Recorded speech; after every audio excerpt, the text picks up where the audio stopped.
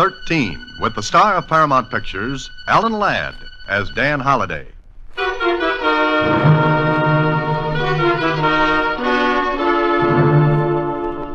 Take a letter, Miss Jordan. To Box 13, care of the Star Times. I'll need your help.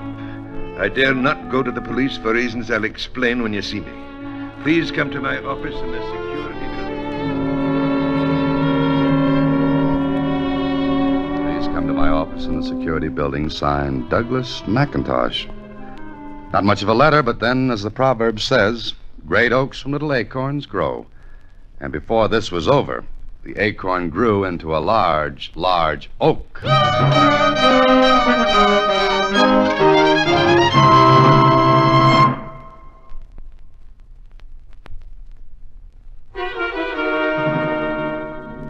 And now, back to Box 13 and Dan Holliday's newest adventure, Three to Die.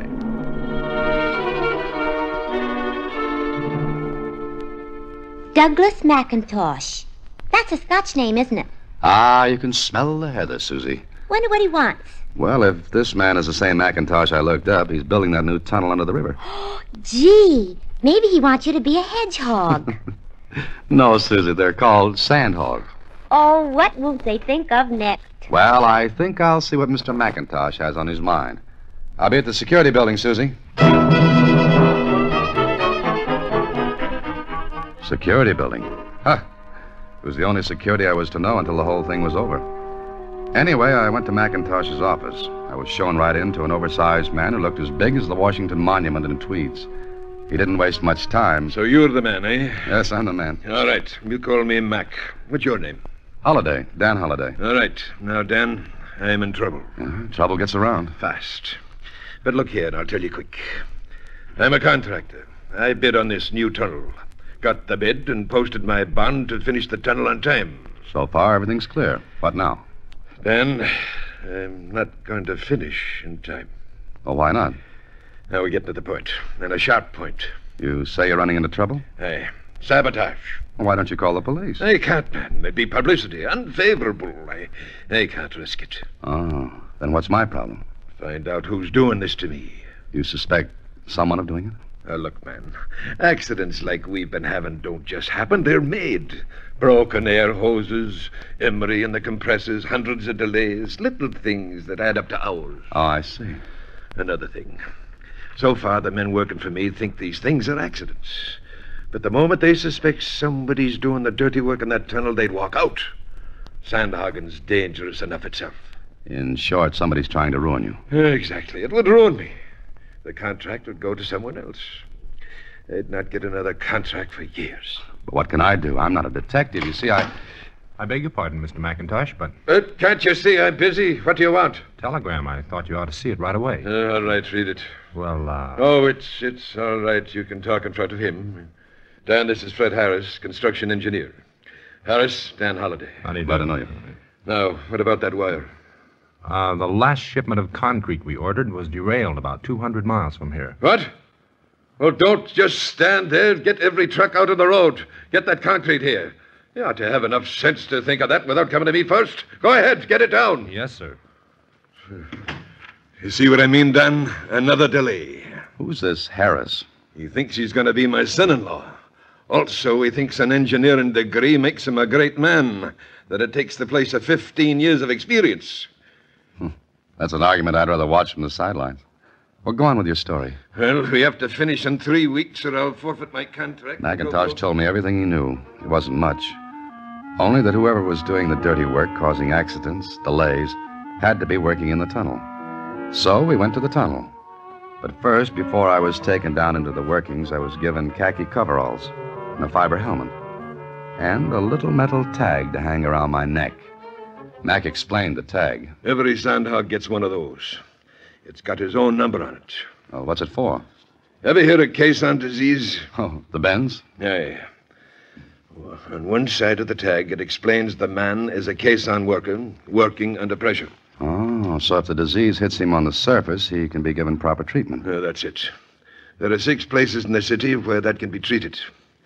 The man is put into a chamber, pressure increased, then gradually decreased. Like a diver. If he comes up too fast, the nitrogen in his blood is forced into his tissues, causes pain. And sometimes worse. You seem to know a lot about it, Dan. I'm a writer. A writer has to know a little about everything. Then I hope you'll be able to tell me more about what's going on down there. All right, ready? Mm-hmm. I'm ready. Let's go.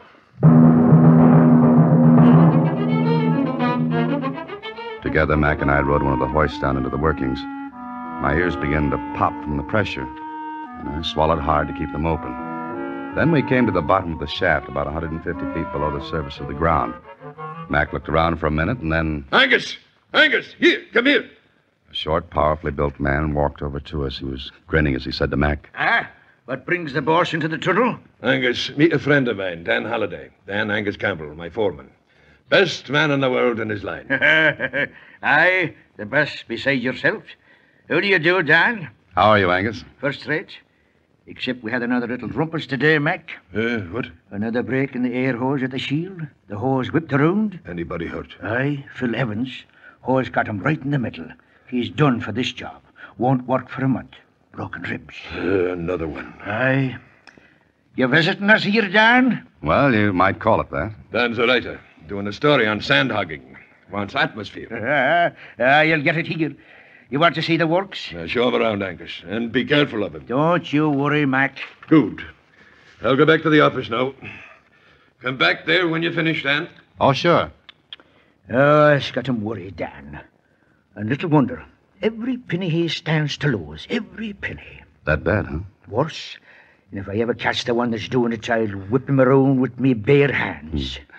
You and Mac seem to be good friends, huh? I started together 30 years ago in Scotland. Uh-huh. Well, time's fleeting. Want to show me around? Sure. Let's get going.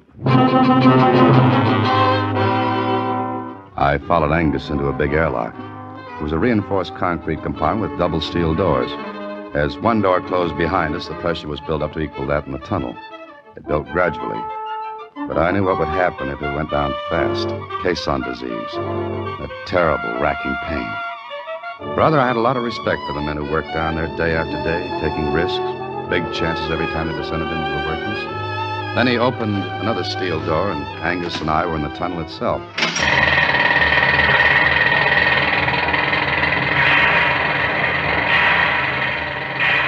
As soon as my ears became used to the noise, Angus guided me to a small, flat car.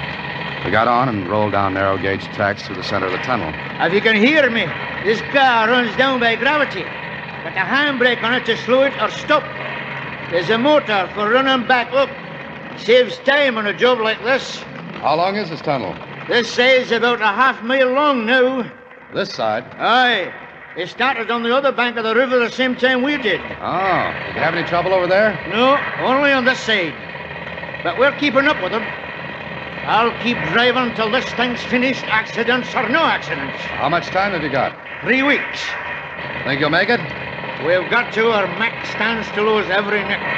Look, there's the end of the track. I looked ahead. A tremendous scaffold rose into the air. Men covered it like ants, working with pneumatic drills, shovels, wheelbarrows. Dump trucks ran back and forth, filled with the mud and shale dug out of the wall of earth that lay ahead. I looked up, and I felt a little funny when I realized that right over my head was the river and lots of clean, fresh air, while down here was nothing but the deafening noise of the hammers and the thought that death worked right next to every one of these men. Angus noticed me gazing up at the scaffold. First time you ever saw anything like this, eh? Yes. What holds all that mud back? That shield and compressed air. Air? Just air holding back the river? Aye. You see, compressed air here in the tunnel is built up to a pressure equal to the pressure that's shoving down from above. Oh, in other words, if the pressure outside this tunnel is, 45 pounds per square inch, that's the pressure in here. Right. This may not be a good question, but what happens if the pressure in here gets less? We'd be crushed to jelly. Nice thought. That's no all. There's always the danger of a blowout. What's that? Sometimes we hit a weak spot in the riverbed.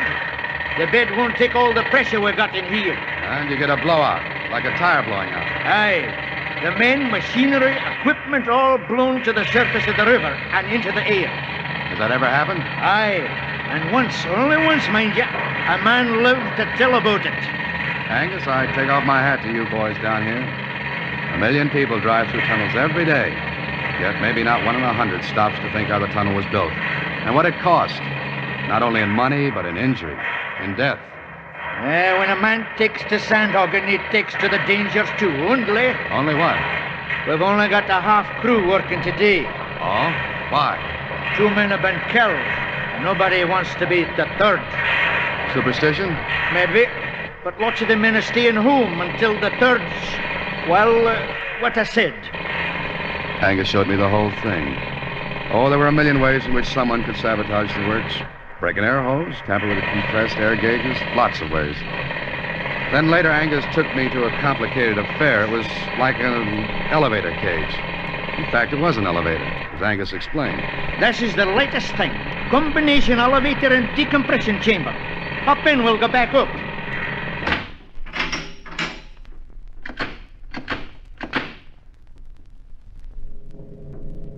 We go up slow, Dan. As we go up, the pressure in here is decreased until it's equal to that of the surface. Oh, then there's no danger of caisson disease. Not if we go up slow enough. And the pressure's reduced. I set the gauges to do it for us. Oh, I see. Well, did you see enough to write your story? No, I don't think I have. Not yet.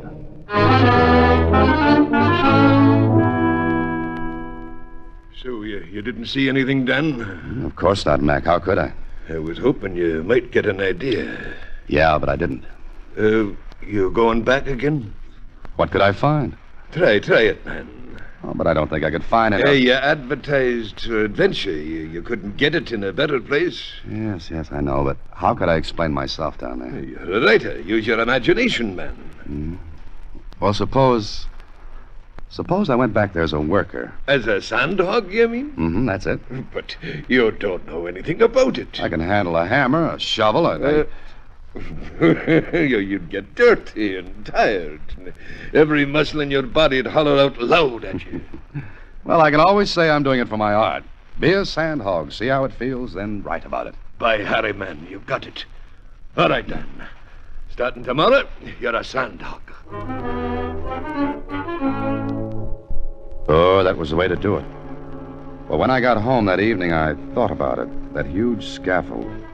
Men scrambling over it, the pressure within the tunnel holding back the tons and tons of mud and silt ready to come in and crush everyone. What if that pressure failed? What if they hit a weak spot in the riverbed and there was a blowout? And the more I thought about it, the more inclined I was to... Yes? Telegram. Oh. Shove it under the door, will you? Right.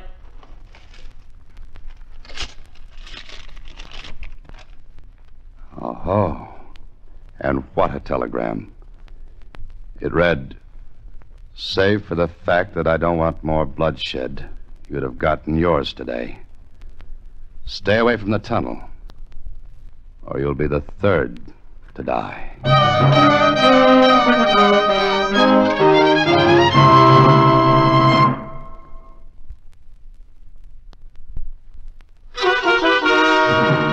And now back to 3 to Die, another Box 13 adventure with Alan Ladd as Dan Holliday. I showed Mac the telegram the next day, and what he said filled the air with dark blue color for 10 minutes. Then...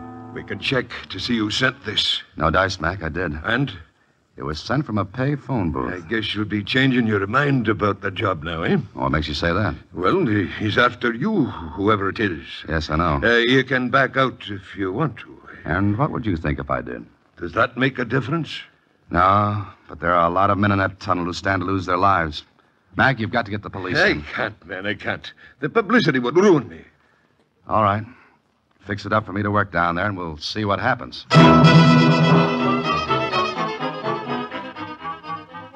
Okay, so I became a sandhog. For 3 days, I used muscles that thought they'd gone on a permanent vacation. Well, I woke them up, and they woke me up in the middle of the night, aching. Then one day in the tunnel, I was talking with one of the sandhogs. You know, Dan, You done pretty well, considering you're new at this. Oh, I ache, Joe. I ache all over. Yeah, you'll get used to it. I don't think so. But, Joe, tell me something. Sure, what? What about these accidents down here? Oh, them. What about them? Well, maybe they're just part of the job. Well, what do you think? Well, some of them weren't just like accidents, that's all. I mean, well, like a hose break. 2 guys been killed. Now what? Look out! Hey, you all right? Yeah. Yeah, okay. You? I had to shove you, Dan. That car would have clipped you in half. Yeah. Look. Look, who's that? Where? Just going into the decompression chamber. Huh? What? Harris? Yeah, Harris.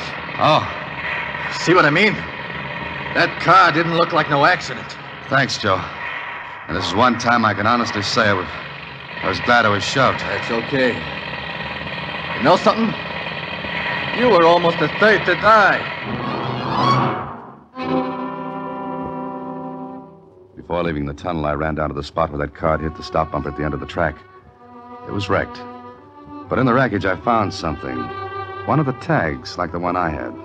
This one had the number 57 on it. I slipped it in my pocket. Maybe one of the sandhogs had dropped it. Then, just as I was about to step into the decompression chamber, Angus Campbell came up to me and... Your shift's going off, Dan? Yeah, I'm finished for the day. Almost in more ways than one. Huh? What do you mean? Come on, let's get in. I want to get back up. All right. Tired?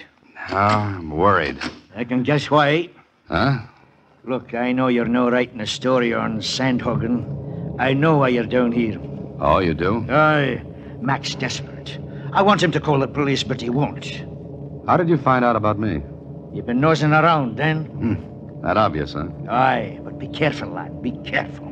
Yeah, I will be. Joe told me about the car that almost got you. Somebody sent it down the tracks. Aye. Angus, Aye? you've been with Mac a long time. 30 years. 30 years. Good ones, bad ones. And yet you stay with a job. I could have a top job on the surface. I see. Angus, got any idea who's doing all this? No. Harris? Huh? Why him? Mac doesn't like you. Ah, talk sense, Dan. What point in Harris's ruining his own feather-in-law? Father-in-law to be, Angus. Still no point? Then how about the protection insurance to cover the completion bond? Huh? You mean Mac might be doing this himself to get the insurance? Yeah, this could be. No, lad. The insurance wouldn't half cover the loss. No, that's no it. And why? I wish I knew. Competitors, do you think? Who are they? Brill and Company. But no, they wouldn't. They'd be too easy to find out. Men got a habit of talking. And talk gets around. No, Dan, that's no them. Then who and why? And why did someone try to kill me today? You get the answers to those things, Dan, and you'll have the whole thing. Well, we're up at the top.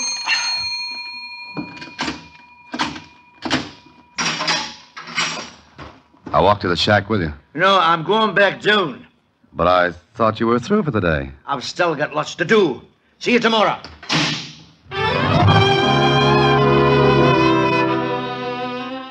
What Angus said made sense. Couldn't be Mac's competitors, because I checked.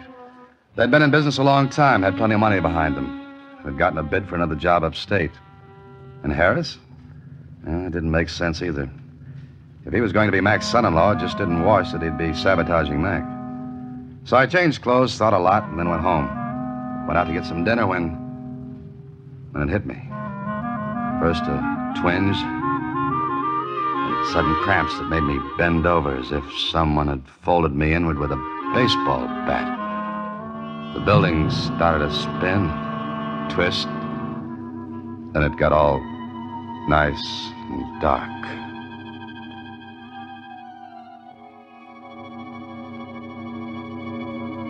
There you are. You're all right now.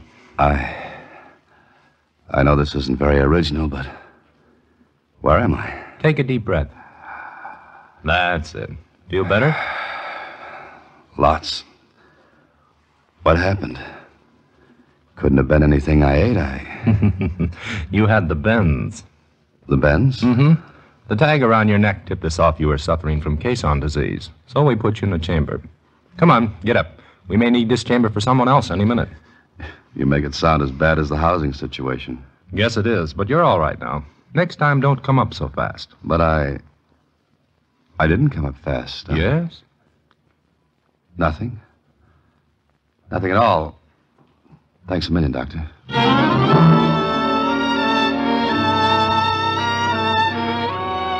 Well, it had me. Good. I knew I came up slowly. Angus had been with me. Oh, but that couldn't be. Not Angus. The next day I went back to the job. I had just put on my coveralls when an idea hit me. I searched in my pocket. Lose something, Dan? Huh? Oh, no, Joe. It's easy to drop something out of these coveralls. What's the number of your tag, Joe? Tag? Oh, the one we all wear in case we get the bends on top? Yeah. 502. Why? Got it on? Sure. Always wear it. Here it is. Uh-huh. Why? What are you getting at? I don't know. Listen, I'm going back for something I forgot. I'll be a little late on the job. Tell the section boss for me, will you? Sure. Where you going? You're all hepped up. Yeah. I guess I am, Joe. I'll be back. I went to see Mac. Told him he'd have to go into the tunnel that day and supervise operations. He thought I was crazy. Me? What for? To force your opponents into the open where we can get a shot at them for a change. I don't get this. Look, they're going after you, but by accidents. Things like that. So? But if you're in the workings, they might be tempted to wreck the entire tunnel with one stroke. You mean by going after me? That's it. You want me to lead with my chin like that? I'll call the whole thing off first. Lose the contracts. Money isn't everything. Exactly. You're right. But men have been killed down there. You've got to think of their lives, too. I do. Then get down with me. End this once and for all. Force them into the open. You're going, too? Yeah, because I've got an idea. But I can't prove a thing until we see the last play.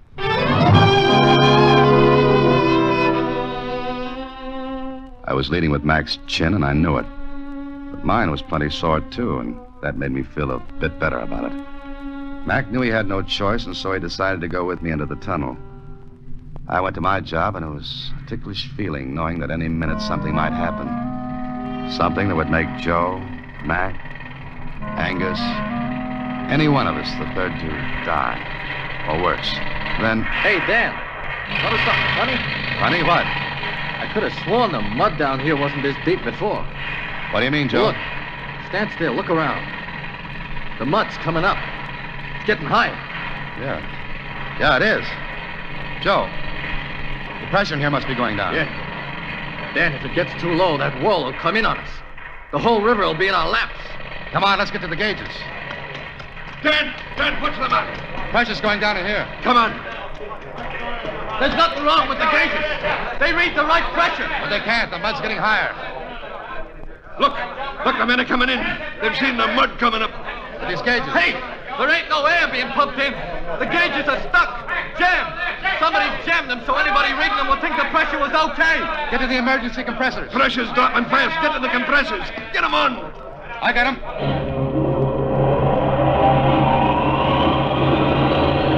Watch the gauges. We're getting pressure now.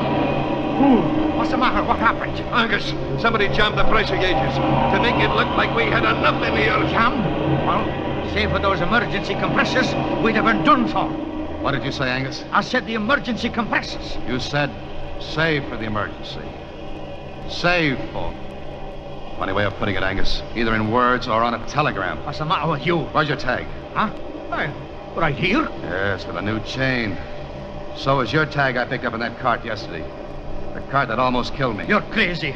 And you weren't anywhere around a minute ago. I was coming in here. Dan, what you trying to say? There's your saboteur. Man, you're crazy. Stark raving crazy. Yeah? And you went back down yesterday to decompress yourself after I left the chamber. You didn't turn on the decompression valve for me on the way up. You're crazy, man. Not crazy, Angus, because you were the only one who could have played that trick on me. Get me out of the way by failing to turn on the decompression valve. You and I were the only ones in that chamber. Hey, he's running back to the shield. Get him. Get him before he gets the compressors. He'll wreck him. Got him, Dan! Good. Dan, I never can thank you enough. But to think that after 30 years Angus would ever do a thing like this. Mac, don't waste time even thinking about it. Let's go finish this tunnel instead.